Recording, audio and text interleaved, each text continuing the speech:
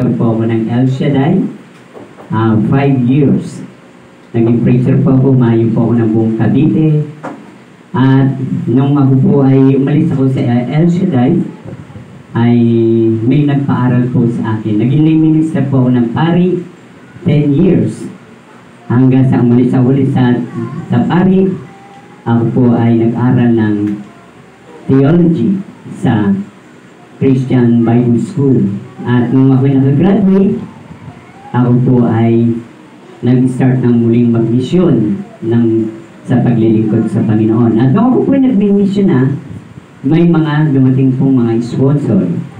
At ako po yung pinagtatayo ng church. Ang Lord talaga kumikilos po. Totoo ang kanyang pangako. Hindi ka niya iiwan, hindi ka niya pababayaan.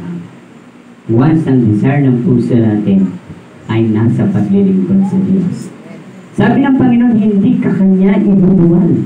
Hindi ka may bubuwal ng anumang pagsubok at problema. Siya daw po hindi natutulog upang tayo ay pantayan. Kaya, ang dami kong pagsubok at dinaanan hanggang sa mga anak ko ang sinubok. Pero praise God, hindi ako umalis sa pagluhod sa Panginoon. Lagi akong lumulod sa Diyos, humihingi ng awa, umiiyak sa Diyos.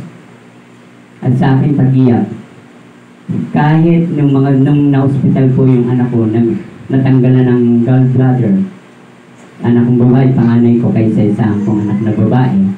Habang siya nasa hospital po at ino-operahan ng doktor, hinawakan ko ang kamay ng doktor. At sabi ko, samahan kayo ng Panginoon. Sabi ko ganun. At nag-amin naman po yung doktor, praise God, success ang operation. Kaya nga po, kung patuloy at patuloy tayo maglilingkod, huwag kang titingin sa mga problema at pagsubok. Sabi nga po, doon ka tumingin, Hebrews 12 verse 2, doon ka tumingin sa Panginoong Jesucristo, na siya po ang Almighty Deliverer, ang ating pong Almighty Power, ang ating Lord. Kaya yung pong e-bike namin, binagbigay, at binigyan kami ni Lord, pinangalanan ko siyang e-bike. Jesus Christ.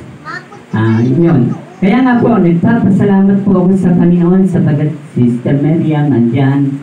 Inaakay din ako. Sige, tuloy-tuloy lang tayo. Huwag tayo magsasawa. Hanggang sa kami nag-business. Ganyan. Habang kami nag-business po, nagtitinda kami ng tuyo, ay ako po yung mga tindahan po. Minsan sabi niya, Kuya, ang tumal. Ang sabi ko naman, walang imposible sa Diyos.